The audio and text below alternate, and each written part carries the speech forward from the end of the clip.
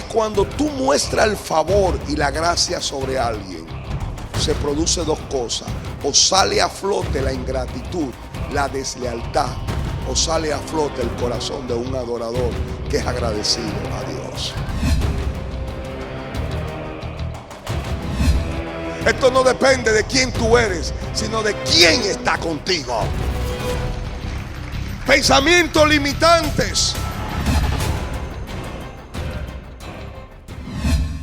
El libro de Juan, capítulo 5. El libro de Juan fue escrito para que conozcáis, para que sepáis que Jesús es el Cristo. Fue escrito por el discípulo más joven del maestro. Se le llamaba el discípulo a quien Jesús amaba.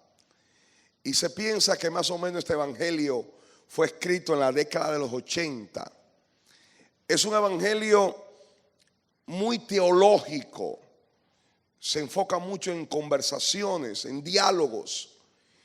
Y es el cuarto evangelio. Recuerden que los evangelios de Mateo, Lucas y Marcos se le llama sinópticos. O sea, son evangelios que lo leemos juntos, porque entre los tres nos da una idea perfecta o correcta o cercana a lo que realmente ocurrió. Ciertos detalles, generalmente las historias que se relata en Marcos se repiten, no en todo, pero en una gran parte. En Mateo, Marcos y Lucas se repite, pero Juan se enfoca en otras áreas de la vida o del ministerio de Cristo. Entonces, fue escrito por el discípulo amado, hijo de Zebedeo, hermano de Jacobo, el primer apóstol mártir. Y Juan era hijo de Zebedeo. Algunos piensan que también Salomé era su madre. Juan capítulo 5, verso 1 dice: después de estas cosas había una fiesta de los judíos y subió Jesús a Jerusalén. Y hay en Jerusalén, cerca de la puerta de las ovejas, un estanque llamado en hebreo Betesda, que significa Betesda, es casa de misericordia.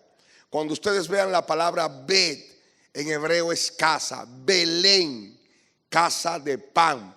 Betel, casa de Dios. Betesda, casa de misericordia. Entonces dice que el cual tiene 5 pórticos. ¿Cuántos pórticos? 5. En el lenguaje bíblico, que representa el 5. La gracia, el favor. ¿Qué es favor? Don inmerecido, aquel que merece un castigo. Gracia es don inmerecido al que merece todo lo contrario. Porque una cosa es favorecer a quien no es culpable y otra cosa es favorecer al que es culpable. Gracia es don inmerecido aquel que merece lo contrario. Una cosa es que usted le dé un regalo a cualquier persona en la calle, y otra cosa es que alguien venga y tome un clavito y le haga así a su vehículo.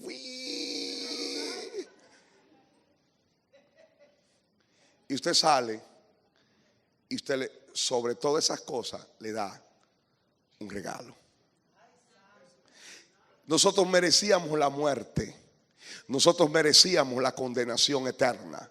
Nosotros merecíamos estar fuera de la presencia de Dios, pero Dios nos amó. El justo por los injustos, el bueno por los malos, el rico por los pobres. Y aunque éramos enemigos de Dios, apartados de Dios, ignorantes de Dios, Dios nos ha hecho en estos tiempos por su gracia cercano. Hemos sido salvados, perdonados, justificados, regenerados, adoptados levantados y bendecidos, posicionados. Entonces, esto es gracia. Ahora, en esto hacía una multitud de enfermos, ciegos, cojos y paralíticos que esperaban el movimiento del agua. Porque un ángel descendía de tiempo en tiempo al estanque y agitaba el agua. Y el que primero descendía al estanque, después del movimiento del agua, quedaba sano de cualquier enfermedad que tuviese. De tiempo en tiempo. ¿Pueden imaginar esto? Un estanque, 5 pórticos, casa de misericordia. Pero parece contraproducente que lo que se llama casa de misericordia, con los 5 pórticos del favor y de la gracia, se encuentren tantos enfermos, paralíticos, ciegos, sordos, todo tipo de enfermedad, esperando el movimiento del agua. Y cuando el ángel movía las aguas, el primero que descendía era sano, no el segundo, el primero. Y había allí un hombre que hacía ¿cuánto? 38 años. Fíjense, para obtener la gracia, para obtener el perdón, para obtener la bendición, tú tenías que competir con otros y ser el primero que llegara. Y había un hombre que hacía 38 años que estaba como enfermo. Cuando Jesús lo vio acostado y supo que llevaba ya mucho tiempo así, le dijo: ¿quieres ser sano? Señor, le respondió el enfermo, no tengo quien me meta en el estanque cuando se agite el agua, y entre tanto que yo voy, otro desciende antes que yo. ¿Qué le preguntó Jesús? ¿Quiere ser sano? ¿Qué le contestó él? No tengo quien me meta. No tengo quien me ayude. No fue la pregunta de Jesús. Jesús le estaba preguntando: ¿quieres ser sano? La respuesta correcta hubiese sido: claro que quiero ser sano. Pero él tenía una excusa a flor de labios. Cuando ocurre el movimiento del agua, yo no tengo quien me ayude. Y cuando puedo ya llegar, ya hay otro que ha descendido antes que yo. Claro, el que estaba enfermo, el que estaba anquilosado de los pies, le era difícil moverse. Al sordo era más fácil. Entre una carrera, entre un sordo y un paralítico, tiene que ganar el sordo.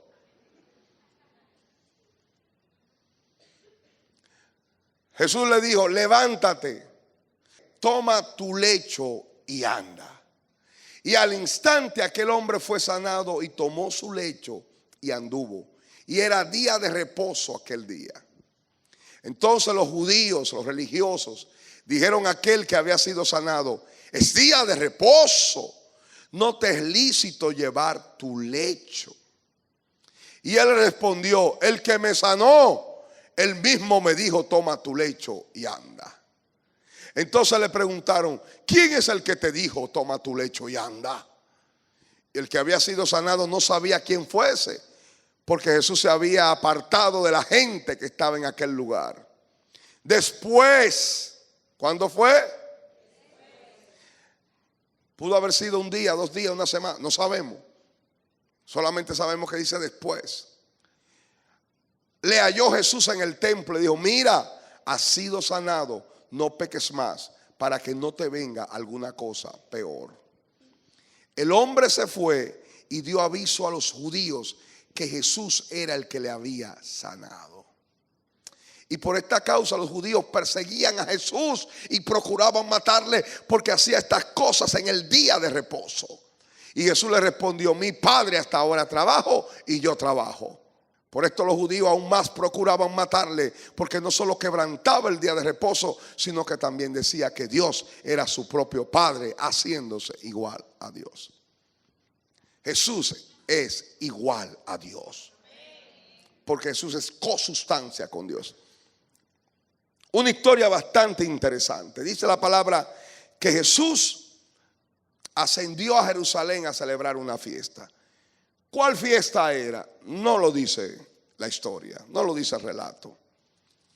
Habían 3 fiestas que todos los judíos, o gran parte de los judíos, subían a Jerusalén a celebrarla. Las fiestas no se celebraban en cualquier lugar, se celebraba en el lugar donde Dios tenía puesto su nombre, que era en Jerusalén.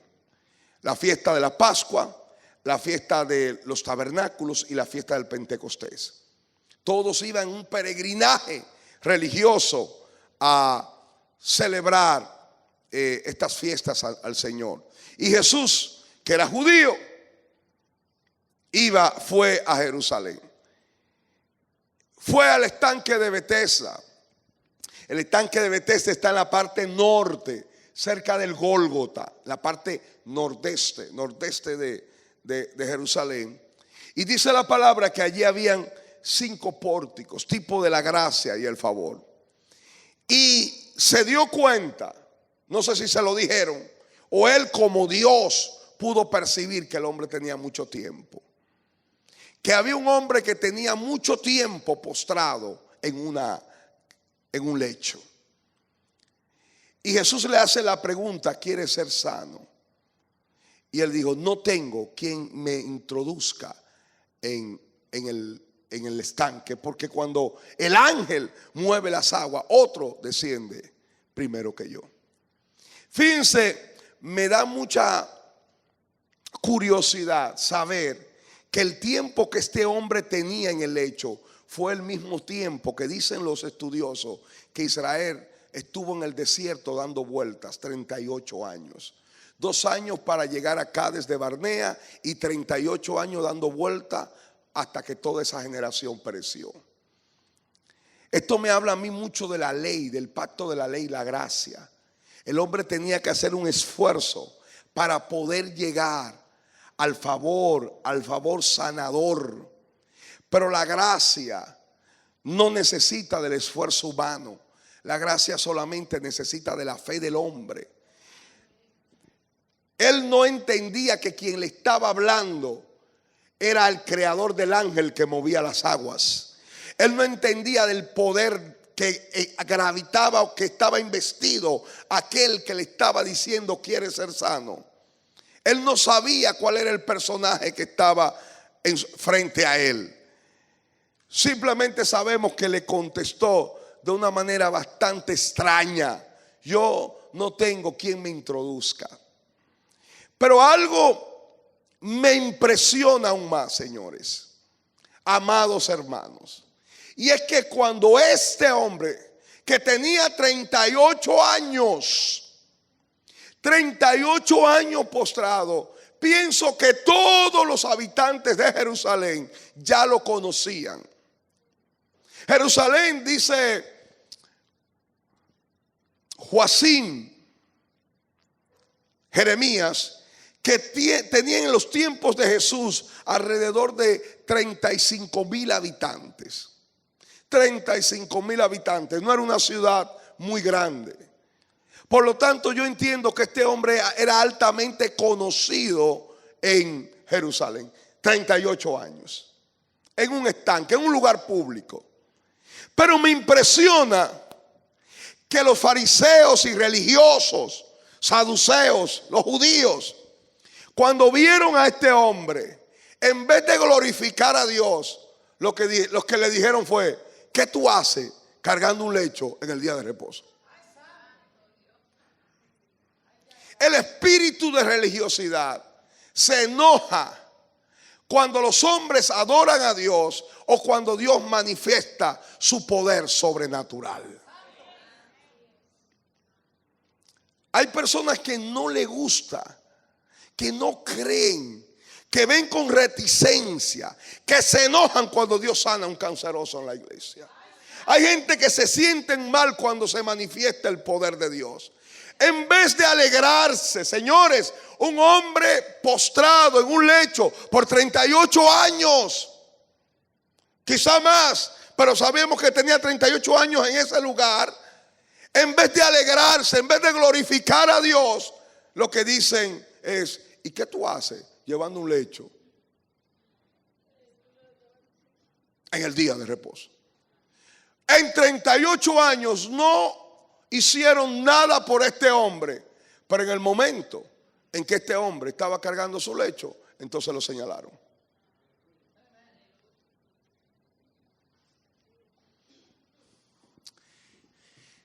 Otra cosa que me impresionó aún más es que este hombre tenía 38 años atado a una condición.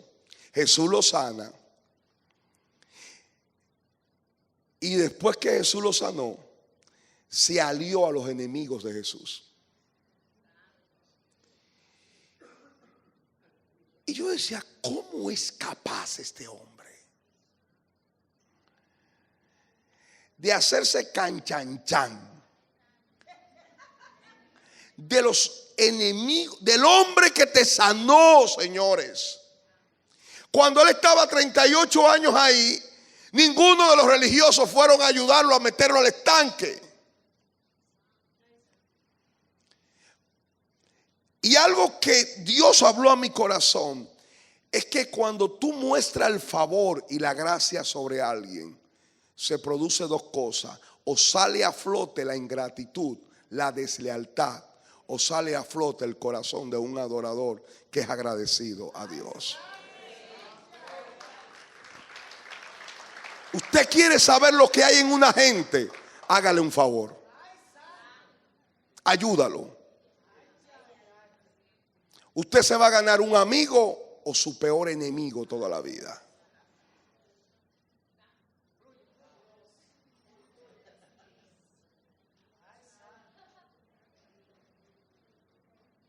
¿Cuántos cristianos le dan trabajo a alguien y después tienen el peor enemigo en la empresa?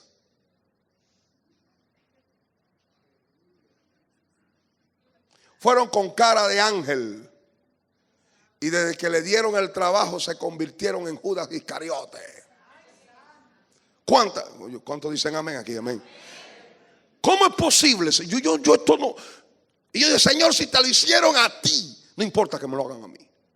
¿Cómo es posible que a un hombre que Cristo lo sanó 38 años, una vez sano, en vez de servir a Jesús y adorar a Dios, se hace alianza con los enemigos de Jesús? ¿Cómo es posible? Y el Señor me llevaba cuando Jesús, en la última cena de Pascua, sabiendo Jesús que Judas lo iba a traicionar, dice que tomó el pan y lo mojó en la salsa del cordero y le dio el pan mojado a Judas. El pan mojado se daba en la cena de Pascua al invitado de mayor dignidad en el grupo. Y dice la palabra, algo extrañísimo, que cuando Judas comió el pan, comiendo el pan, el diablo entró en su corazón. Cuando el hombre es malo, cuando el corazón es malo y recibe el amor y el favor, se intensifica la maldad sobre el hombre. Satanás entra en su corazón. Esas son cosas que estoy viendo. Por eso amemos, porque el amor desarma las huestes del infierno. Cuando tú amas, tú desarmas a la gente. Tú lo desarmas, ámalo, hónralo. El pastor es como raro, el pastor no sabe que ese es un traidor. ¿Y por qué el pastor hace eso? Estoy dando el pan mojado, a ver si se arrepiente. No sabe. Extraño estas cosas. Jesús sabía lo que había en este hombre. Jesús sabía que lo iba a traicionar, pero por encima de eso, Jesús lo sanó. ¿Sabía Jesús que este hombre era un desleal? Claro que lo sabía. Pero Lo que uno hace no debe depender de lo que es la otra persona. Usted ame siempre, aunque la persona nunca se lo agradezca. Ayude, aunque nunca se lo agradezca. Ame, restaure, aunque la persona nunca se lo agradezca. A mí me impresionó una historia que estuve escuchando de alguien que quería burlarse de un cristiano en una empresa. Y dice que el día de su cumpleaños le puso una caja enorme. Este hombre, al destapar el regalo, se da cuenta que hay una bandeja llena de basura, llena de desecho. Y todos se ríen. El hombre toma su regalo, limpia la vasija, la bandeja, y coloca flores y se lo devuelve.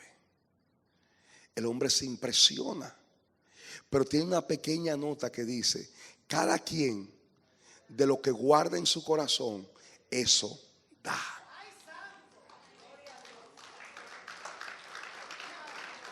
Cuando usted ve a una gente hablando mal de otro, es porque ellos tienen las mismas debilidades y los mismos pecados.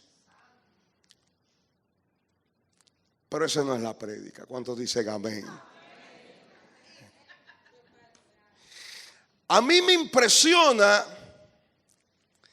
sobre todo, y quiero enfocarme en esta noche, que Jesús le hace una pregunta y le dijo: ¿quieres ser sano? Y el hombre le responde con una excusa: es que yo no tengo quien me meta al estanque, es que nadie me ayuda. Y eso me pone a mí a meditar en cuántas personas hoy están estancados. Hoy están dando vuelta. Hoy están escondidos debajo de escombros de excusas. ¿Cuántas personas están siendo aprisionadas por pensamientos limitantes? Este hombre estaba engañado por un pensamiento. Él decía: yo estoy aquí porque nadie me quiere ayudar y por eso nadie me mete al estanque. Un pensamiento que lo limitó. Permíteme definir pensamientos limitantes. Pensamientos limitantes son aquellos conceptos, conjeturas, argumentos que el enemigo siembra en tu corazón en contra de la palabra que Dios ya te ha impartido y en contra del propósito que Dios te ha destinado proféticamente. Dios le dijo a Moisés: ve al faraón y saca a mi pueblo de Egipto. Y Moisés tenía pensamientos limitantes: pero es que yo no sé hablar, es que yo no soy el indicado, es que yo no tengo las condiciones. Y Dios tuvo que empezar en una conversación a arguir y a impartir su poder para poder enviar a Moisés. Pensamientos limitantes fueron los pensamientos que tuvo Gedeón cuando el ángel le dijo: varón esforzado y valiente, con estas tus fuerzas vencerá a Amalek, a los madianitas. Y él le dijo: pero yo sí soy el más pequeño, de la tribu más insignificante, de la familia más insignificante, yo no soy nadie. Y Dios le dijo: no estoy contigo.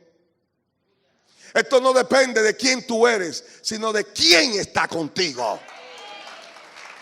Pensamientos limitantes son los pensamientos que siembra el infierno, que te mantienen postrado, que te mantienen estancado. Personas que nunca avanzan, personas que nunca pueden lograr sus objetivos, personas que no pueden lograr el propósito de Dios, porque Satanás ha sembrado un pensamiento limitante que te tiene debajo de un lecho de excusa. ¿Cuál es la excusa en la cual está escudando tu minusvalidez espiritual? ¿Bajo qué escombro de excusa te está escondiendo del llamado de Dios? ¿Cuántas personas están limitadas? ¿Cuántas personas dicen, pastor, si yo tuviera alguien que me discipulara, y yo fuera libre, yo fuera un buen predicador, si yo viviese en una ciudad que me puede ayudar, donde hay pastores, pero donde yo vivo no hay iglesia como esta? ¿Cuánta gente me dice, pastor, yo estoy frío, estoy tibio, pero es que en mi pueblo, es que donde yo vivo no hay una iglesia del Espíritu, por eso es que yo estoy así? Hermanos, son excusas. Excusas. Y muchas veces el enemigo nos implanta excusa para escudarnos, para estar postrado en un lecho de argumentos falsos, de fortalezas, de pensamientos limitantes que nos limitan, que nos empostran, que nos estancan, que nos aprisionan, que nos intimidan, pensamientos que nos engañan y nos tienen postrados por más de años y años. ¿Cuántas personas dicen, yo en este país nunca voy a poder progresar, porque este país el enemigo le ha sembrado que solamente los políticos y los ladrones progresan? Pero yo quiero decirte que en esta tu tierra tú vas a ser prosperado. En esta tu tierra Dios te va a prosperar.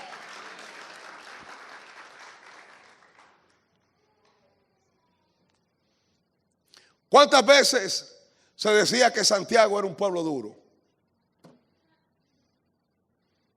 Que Santiago no se podía, que Santiago era muy idólatra, que La Vega es un pueblo idólatra. ¿Cuánto se dice? Esa es la tumba de los pastores. Donde otros tienen su tumba, Dios te va a dar el campo de la victoria. Excusas. ¿Cuántas excusas están estableciendo en nuestras vidas que nos tienen atados? Este hombre, en vez de decir, Señor, yo quiero ser sanado, yo quiero que tú impartas sanidad, ¿qué fue lo que dijo? La culpa no es mía, la culpa es de la gente que no me ayuda. ¿Cuántas excusas tienen postrado? Gente que tienen años y años y años y están estancadas en el mismo lugar. Usted viene hoy y vuelve dentro de 20 años y son las mismas personas. No han avanzado ni un milímetro, porque su mente está atada con pensamientos, con argumentos, con conceptos, esquemas mentales y patrones de conducta que los estanca, que los arrastra a la miseria y a la ruina.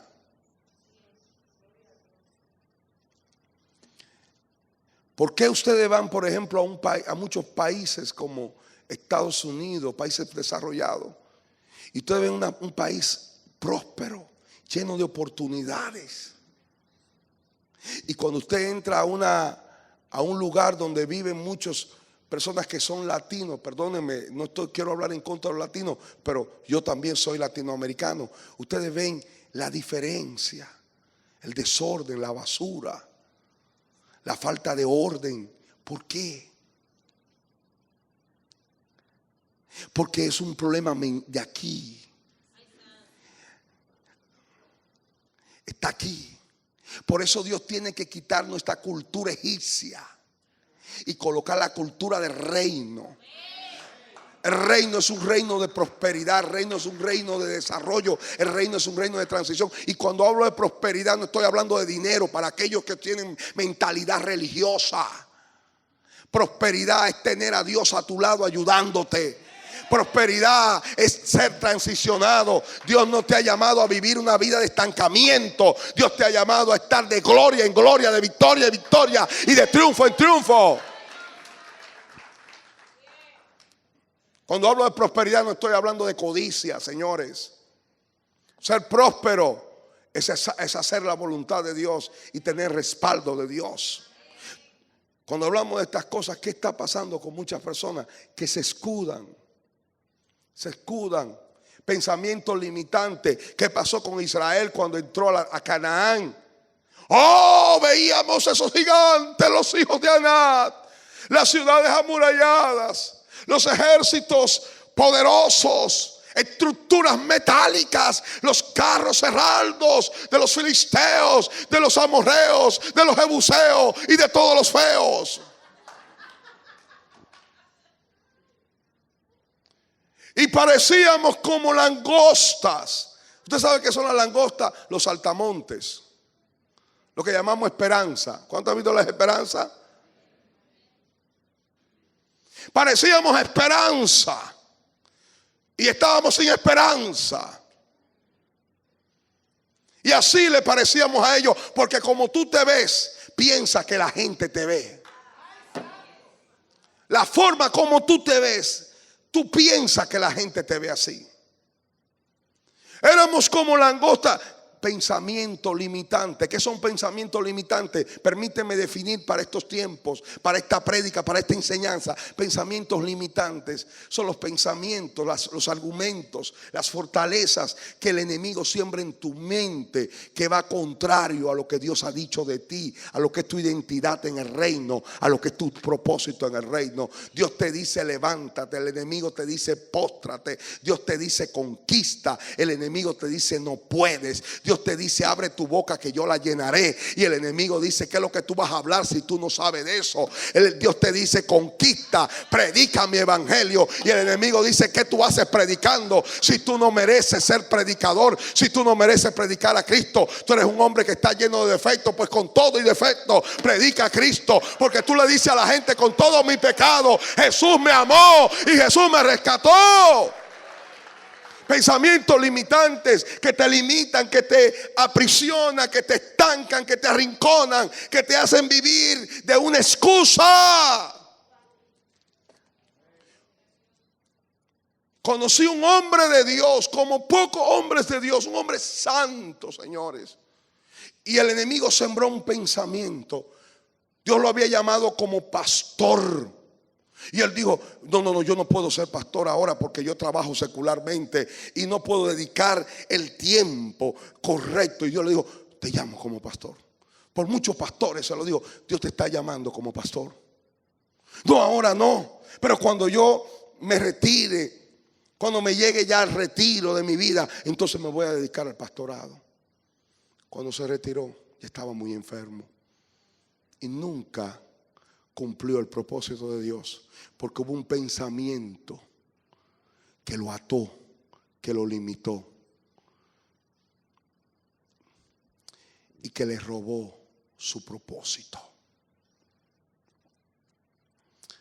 Yo no tengo quien me meta, pero hoy, en esta noche, yo te quiero decir, toma tu lecho, levántate y camina. Toma tu lecho, aleluya. Levántate y camina, porque Cristo está contigo. No más excusa. Es el tiempo de levantarse. Es el tiempo de conquistar. Es el tiempo de hacer lo que Dios quiere que hagamos. No diga mañana, pastor, mañana yo voy a dedicarme, yo voy a consagrarme a Dios, porque ahora tengo muchos problemas, pero yo cuando salga de estos problemas, no de excusa, amado, es ahora, aleluya.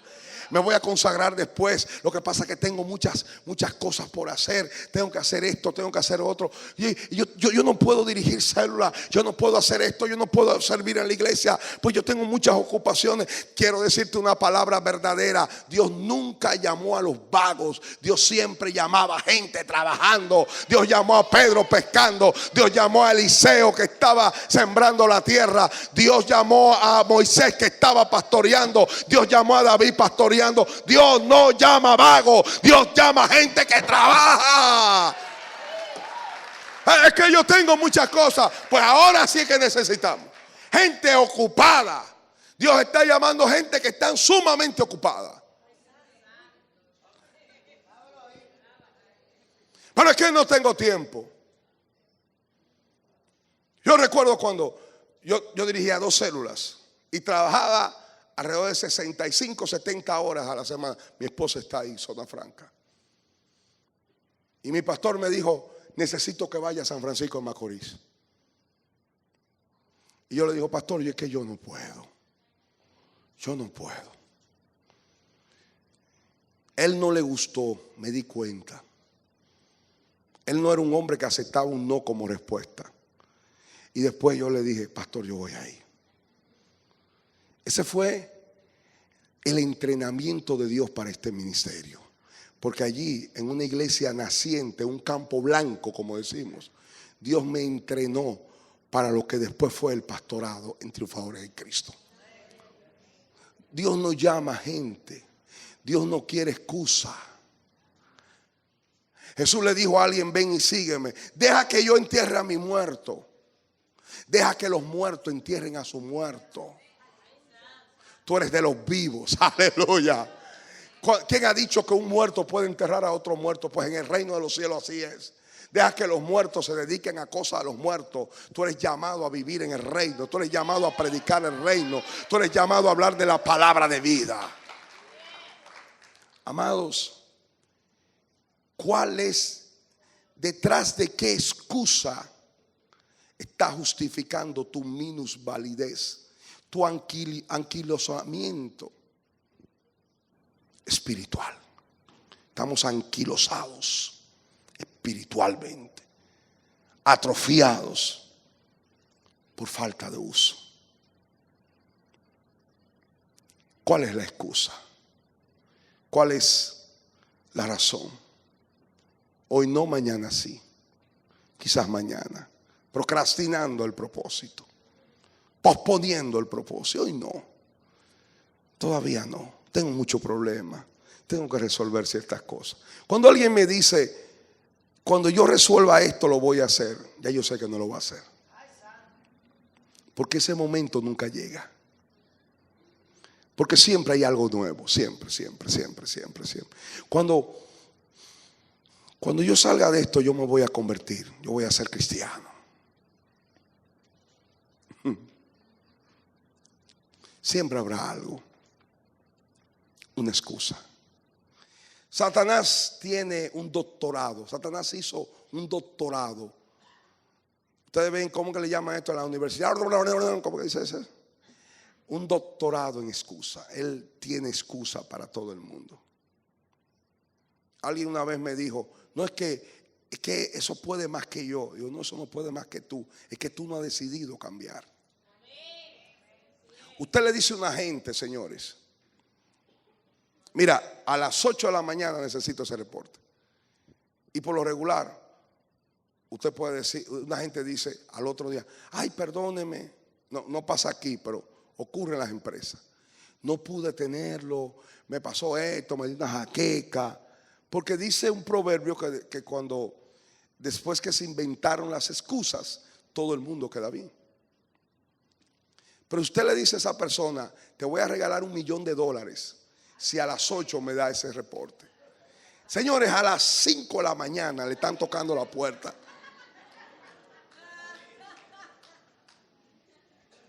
¿Es así o no es así? El querer. Cuando una gente quiere, vence los obstáculos.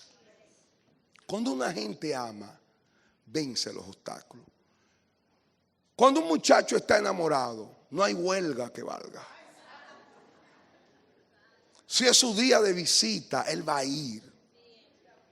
Y se inventa cualquier cosa. Ah, mira que pasé por aquí y te traje este equipe. No hay huelga que valga. No hay ciclones que valga. No hay lluvia, no hay truenos, no hay nada. El que está enamorado, el que tiene interés, llega a la casa de la amada. Pero cuando el muchacho, tú ves que empieza: ay, espérate, que yo no pude, que tú... Deja eso, suelta eso, que ahí no hay amor. El que ama, llega. El que ama viene a la iglesia. El que ama a Cristo está aquí. El que ama a Cristo le da la gloria. El que ama salta todas las excusas y obstáculos. Es que yo no tengo quien me ayude. Es que si yo tuviera otro pastor. Es que en mi iglesia no hay la palabra que yo oigo aquí. Yo no tengo esa. Yo no tengo. Allá no hay teología, pastor. Es que yo no tengo. Mire, excusa. Son excusas. Cuando tú tienes interés, tú buscas, tú lo logras. Te levantes en el nombre de Jesús. Todo lo puedo en Cristo que me fortalece. ¿Cuántas excusas tenía Pablo para no predicar el evangelio? Muchísimas. Muchísimas. Muchas excusas. Lapidado, azotado, apresado, traicionado, padeció naufragio, padeció hambre, padeció desnudez. Pablo pudo decir, es que los apóstoles de Jerusalén no me mantienen. Yo estoy pasando hambre. No me envían mi salario. Pedro se lo lleva todo para su casa. Yo no voy a seguir predicando porque esos de Corintios son chismosos. Tiene una lengua larga, cada vez que camina se pisa la lengua. Y yo que le entregué mi vida, y mira cómo me traicionan, me dicen que yo no soy un verdadero apóstol, porque esos fueron los comentarios de los de Corintios. Los de Gálatas, después que le enseñé la palabra, le puse el fundamento, ahora están hablando de que van a guardar el sábado, que se van a circuncidar. Perdí mi tiempo. ¿Quién os fascinó? Oh Gálatas, empezaron en el espíritu y terminan en la carne. ¿Cuántas excusas pudo tener Pablo para soltar el ministerio? Muchísimo. Muchísimas excusas. No tengo medios, no tengo los recursos, no tengo el respaldo, no vale la pena, la gente no te lo agradece. Pero Pablo tenía bien claro cuál era su visión y hacia dónde Dios lo había llamado. Pablo, para mí, el más prolífico de los apóstoles. Realmente la iglesia de hoy está fundamentado más en los escritos de Pablo que en los de Pedro. De los 27 libros, 14, para mí 14 fueron escritos por Pablo. Pedro escribió primera y segunda de Pedro y era el respaldo espiritual de Juan Marcos, que fue quien escribió el Evangelio de Marcos. Para mí, en lo personal, quien recibió la revelación de la gracia en toda su intensidad fue Pablo. El mismo Padre dijo, los escritos de Pablo, que son difíciles, algunas cosas son difíciles de entender y los indoctos lo tuercen para su propia perdición. Había cosas que Pablo escribía que Pedro decía, eso es difícil de entender. En otras palabras, ni yo lo entiendo. ¿Cómo murió Pablo? Léanse segunda de Timoteo. Solo. Le digo a Timoteo, como tú sabes que nadie estuvo conmigo en mi primera defensa. Así murió Pablo. Así murió, solo, el gran apóstol. Solo. Le cortaron la cabeza en el año 67 por edicto de Nerón. El pictómano le prendió fuego a Roma y después acusó a este hombre que quemó a Roma. Y mientras Roma ardía en fuego, él estaba en una de las montañas que rodea, de los montes que rodea Roma, usando el gran incendio de Roma como escenario para él inspirarse con su lira. Un demente, un loco. Roma prácticamente se consume en el fuego, pero en los lugares donde vivían los cristianos el fuego no pudo llegar.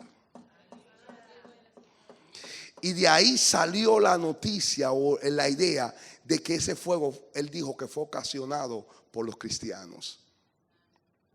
Y ahí empezó la persecución, ahora del imperio contra los cristianos. Él, tratando de excusarse, le echa la culpa a los cristianos. Lo que Nerón no sabía es que esta persecución, en vez de amilanar y de destruir la fe en Cristo, lo multiplicaba. Porque mientras más nos oprimen, más nos multiplicamos. Amén. No hay excusa. En Cristo todo lo podemos. No hay excusa. Quiero que nos pongamos en pie, amado.